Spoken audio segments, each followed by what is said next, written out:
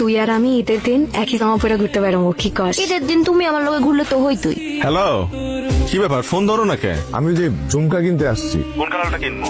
গোল্ডেনটা না সিলভারটা? Golden colour. তোমার কণ্ঠ এমন লাগে কেন? মামুন, আমি নীলু না, আমি নীলুর মা। ও খালাম্মা, আসসালামু আলাইকুম। রাখি তাহলে না? আম্মা তোমার পায়ে ধরতেছি, আম্মা আব্বারে কিছু কইও না, আম্মা আব্বারে কিছু কইও না, ঠিক কমু না। আম্মা কইও না। ফোন দিছিলাম নীলুরে, হ্যাঁ ধরছে ওর মা। সাবাস। কাগজ লেগে ইস্তার সাজাইতেছো আম্মু? নীলু বাড়িতে ইফতার দিয়ে দিই। আমি ওই বাড়ির আশেপাশে আমি যাইতে পারবো না। মামুনগো পরিবারের অবস্থা তুই চোখে দেখোস না? পরিবারের অবস্থা হচ্ছে কারো যে কোনোদিন খারাপ হতে পারে না। আর মামুন ভাই কি খারাপ মানুষ? গোলাপি আপু, কেনাকাটা কেমন করলেন? তেমন না। কেন, জিনিসপত্রের দাম কি খুব বেশি? ওয়েল, জিনিসপত্রের দাম ঠিকঠাক, বাট এবার আমার বাজেটটা একটু কম। তো ভাই আপনাকে কত বাজেট দিছে এটা একটু বলেন। মাত্র 2 লাখ। 2 লাখ টাকা বলে কম?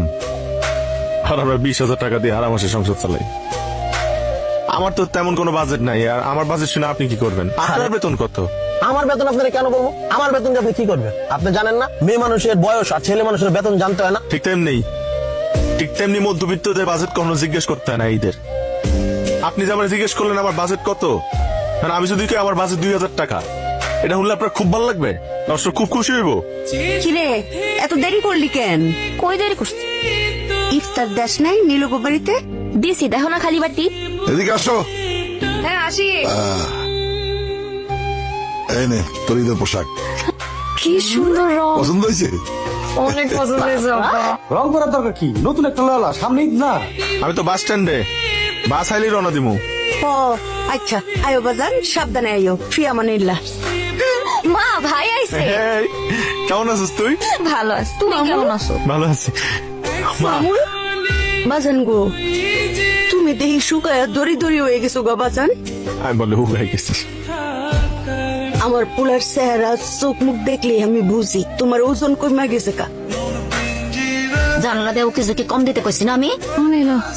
হাই হাই দৌড়ে তোমার ভাই দেখা করতে এলাম। এই তুমি 2 দিন যাবো আমার ফোন ধরো না কে? আরে আমার ফোন ধরতে দেয় না। ওরে বাবা, আমার বাধ্যগত কবে তৈলা। বাধ্যগত হয়েছে। আমরা যদি শুনে যে আমি আমার কথা শুনি না, তাহলে তুই দিন বাড়িতে দিবে না। আর ঈদের দিন যদি বাড়িতে না পারি, তাহলে তো তোমার সাথে ঘুরতে পারবো না, বুঝো না? এই প্ল্যান দেখলেন আমার মাথায় কিন্তু অনেক বুদ্ধি। একটু বুদ্ধি সাথে না হলে কি জীবনে চলা যায় বলো? বুঝো না তুমি?